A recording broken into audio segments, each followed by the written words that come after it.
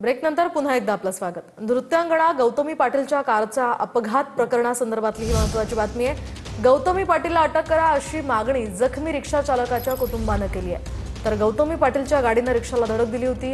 यामध्ये रिक्षा चालक जखमी झाला होता। या अपघाताचं सीसीटीव्ही फुटेजही देण्याची मागणी कुटुंबियांनी पोलिसांकडे केली आहे।